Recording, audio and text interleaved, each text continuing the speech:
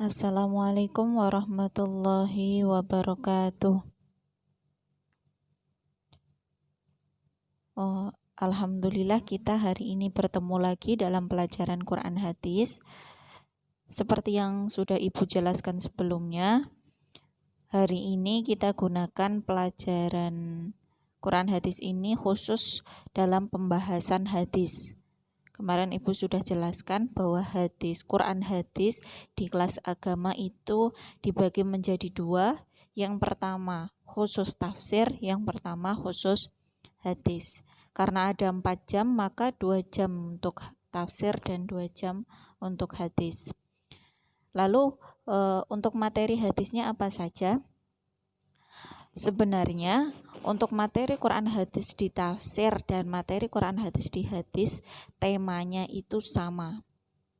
Misalkan contoh, bab 1 itu tentang keagungan dan kekuasaan Allah atau keagungan dan kebesaran Allah. Maka itu dalam tafsir kemarin tema pertama itu ya. Maka di dalam hadisnya temanya juga sama tentang itu. Hanya saja bedanya ada di sumbernya. Kalau materi Quran hadis yang tafsir itu nanti kita membahas tentang tafsir ayat Al-Quran. Sedangkan hadis nanti pembahasannya ya tentang hadis. Bisa dipahami ya? Nah, sekarang kita masuk pada materi pertama, yaitu tentang hadis tentang kebesaran dan kekuasaan Allah. Kalau kalian sudah membuka bukunya, di situ dalam bab pertama ada 3 hadis. Untuk hari ini kita akan membahas 2 terlebih dahulu. Nah, dalam bab ini tujuan pembelajarannya itu melalui pembelajaran yang aktif dan konstekstual, peserta didik mampu mengamalkan hadis tentang kebesaran dan kekuasaan Allah. Yang pertama itu tadi, mengamalkan. Yang kedua, mengamalkan sikap santun dalam pergaulan sehari-hari. Itu tujuan yang kedua. Selanjutnya, dapat menganalisis hadis-hadis tentang kebesaran dan kekuasaan Allah. Terus mampu mendemonstrasikan hafalan dan terjemahan hadis. Jadi di sini kalian memang punya tujuan nanti bisa tidak hanya membaca tapi juga menghafalkan hadisnya. Nah, yang terakhir mampu menyimpulkan bukti-bukti kebesaran dan kekuasaan Allah berdasarkan teks dan konteks. Oke. Sudah tahu tujuan pembelajarannya ya nanti. Jadi ini goals-nya atau tujuan kita mempelajari materi ini. Ya, kita masuk pada hadis pertama. Hadis pertama itu diriwayatkan oleh Abu Dawud.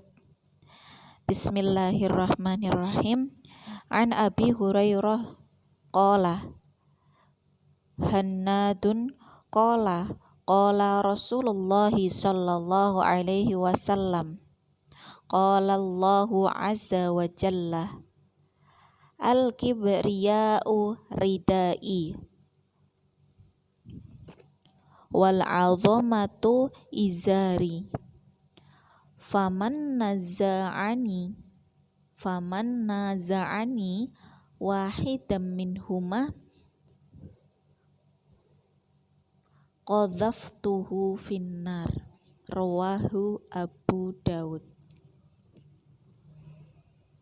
Ya, di sini kita memahami arti kosakatanya. Minimal kita tahu tentang apa arti kibriya'u ridai wal 'azamatu izari. Kibriya itu artinya sombong. Sombong, ridai itu sifat. Walaupun secara bahasanya itu artinya selendangku, tapi yang dimaksud adalah sifat yang menunjukkan atau diperuntukkan atas kekuasaan dan keagungan Allah. Wal 'azamatu kebesaran, izari juga sama seperti tadi ridai. Untuk terjemah secara lengkap silahkan buka dari mulai halaman 5. Itu sudah dijelaskan di buku mengenai arti katanya. Hadis yang kedua diriwayatkan oleh Imam Muslim. Bismillahirrahmanirrahim. Bismillahirrahmanirrahim. An Abdullah bin Umar qala Rasulullah sallallahu alaihi wasallam, yatwillahu azza wa jalla samawati yaumal qiyamati summa ya'khudhuhunna biyadihil yumna summa yaqulu anal maliku ainal jabbarun ainal mutakabbirun summa yatwil ardina bishimalihi summa yaqulu anal maliku ainal jabbarun ainal mutakabbirun. Ya, untuk artinya bisa dibaca sendiri. Di sini tadi ada beberapa kosakata yang terulang seperti jabbarun dan mutakabbirun. Untuk yang yaumal kiamah sudah, insya Allah kalian sudah tahu artinya semua ya. Itu artinya hari kiamat. Al-jabbarun itu orang yang sewenang-wenang. Al-mutakabbirun itu tadi hampir sama artinya dengan al-kibriya'u, asal katanya. Hanya saja kalau al-kibriya'u tadi sifat sombong, kalau al-mutakabbirun itu orang-orang yang sombong. Oke, dari kedua hadis ini sebenarnya pada intinya tadi merujuk pada kekuasaan Allah Subhanahu wa ta'ala. Kalau dari kata-katanya tadi yang di hadis yang pertama ada al-kibriya'u, kesombongan. Kesombongan itu sifatnya Allah. Sombong itu sebenarnya sifat baik atau sifat buruk sih? Selama ini kita tahu bahwa sombong itu sifat yang tercela. Nah, sifat sombong ini sebenarnya memang sifat tercela bila itu disandang atau dilakukan oleh makhluk. Makhluk itu berarti selain Allah. Karena sifat sombong itu hanya spesifik atau khusus untuk Allah, tidak untuk yang lainnya. Mengapa? Karena sejatinya hanya Allah yang mampu melakukan apa saja, berkehendak apa saja, sehingga yang pantas untuk sombong hanya Allah. Maka ketika manusia kok sombong, berarti dia itu sudah merebut sifatnya Allah. Bukan merebut, bahasanya itu dia sudah melanggar, karena sifat itu tadi tidak ada, tidak boleh ada di selain Allah. Ya, jadi konotasinya kalau kalian dengar kata Allah itu sombong, itu jangan kemudian berpikiran negatif. Maksudnya Allah itu, kesombongan Allah itu maksudnya adalah keagungan Allah, bahwa hanya Allah yang dapat berkuasa atas segalanya dan hanya Allah yang dapat melakukan segalanya. Oke, dari kedua hadis tersebut Ibu ambil beberapa intisari. Salah satunya yang pertama tadi, sifat sombong. Sifat sombong itu hanya boleh ada di Allah. Manusia dan makhluk lainnya, baik itu jin, terus malaikat ataupun hewan ataupun apapun, itu tidak ada yang berhak sombong. Intisari yang kedua, bila mana ada yang mengingkari atas keagungan dan kebesaran Allah, maka berarti dia memilih neraka.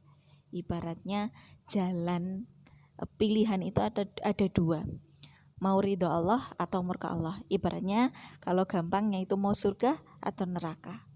Kalau dia tidak meyakini atau tidak mengakui atas kebesaran Allah, maka berarti dia memilih jalan yang satu, mengingkari, yang artinya dia memilih murkanya Allah. Nah, di antara bukti kekuasaan Allah, di sini Ibu ambil beberapa contoh. Ada sistem tubuh manusia, fenomena alam, fenomena wabah, dan kematian. Nah, Ibu ambil seperti ini, alasannya seperti ini. Itu yang Ibu amati sendiri ya, sistem tubuh manusia. Terkadang Ibu berpikir seperti ini. Kita melihat sesuatu itu kan mata. Dari pandangan itu kemudian diproses ke otak, lalu bisa dihasilkan dalam wujud sikap ataupun wujud ucapan.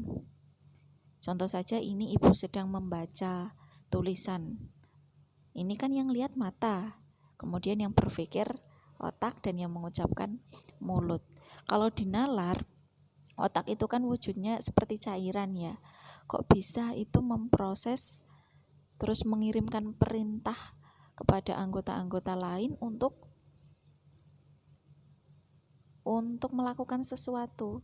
Itu memang benar-benar sesuatu yang sangat menakjubkan. Itu ada di tubuh kita. Ibaratnya sistem yang ada di tubuh kita itu begitu sempurna. Manusia tidak ada yang bisa mengolah seperti apa yang sudah Allah buatkan. Bahkan seperti dokter itu kalau kita udah pernah sakit, misalkan sistem tubuh kita itu sudah ada yang rusak, itu walaupun sama dokter itu kadang dibantu dengan apa, itu tidak bisa mengembalikan seperti yang Allah buat. Nah, itu organ kecil saja seperti di tubuh kita. Fenomena lain ada fenomena alam. Bagaimana kemudian alam jadi siang dan ada siang dan malam. Terus apalagi perahu berlayar tidak tenggelam, langit tidak runtuh. Fenomena alam lainnya yang ada juga musibah, yang tiba-tiba ada gempa, tiba-tiba ada laut tsunami, itu semua atas kekuasaan Allah. Fenomena alam lainnya sangat banyak. Di samping kita tumbuh-tumbuhan, terus apalagi tentang tumbuh-tumbuhan, hewan, itu juga banyak yang kalau kita nalar itu loh kok bisa ya gitu.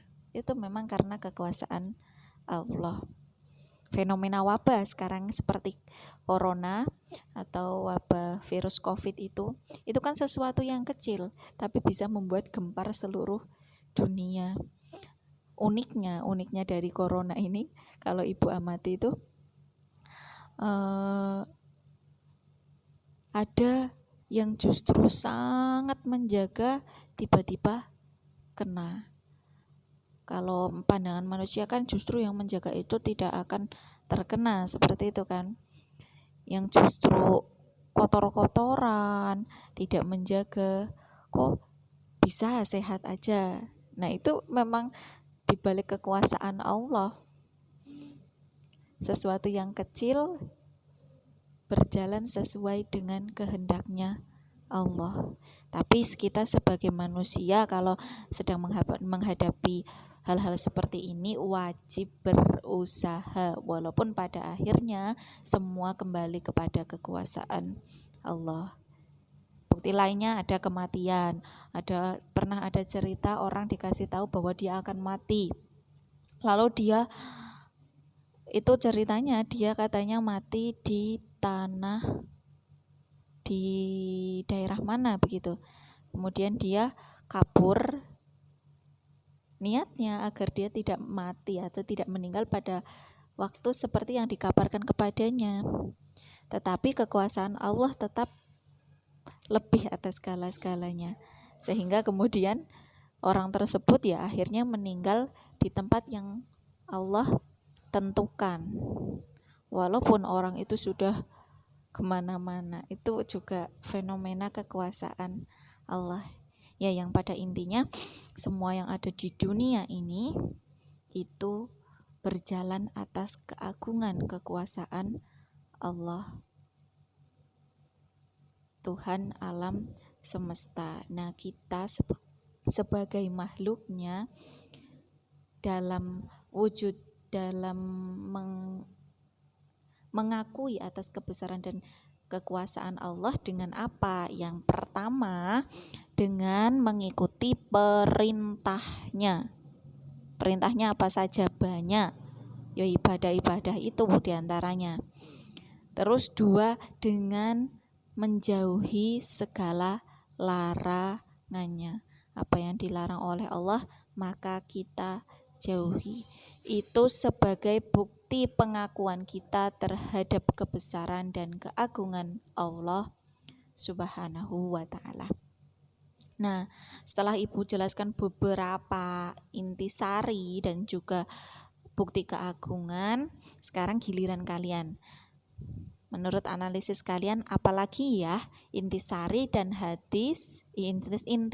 hadis dan bukti keagungan serta kekuasaan Allah lainnya. Ini jadi tugas kalian yang tadi sudah baca.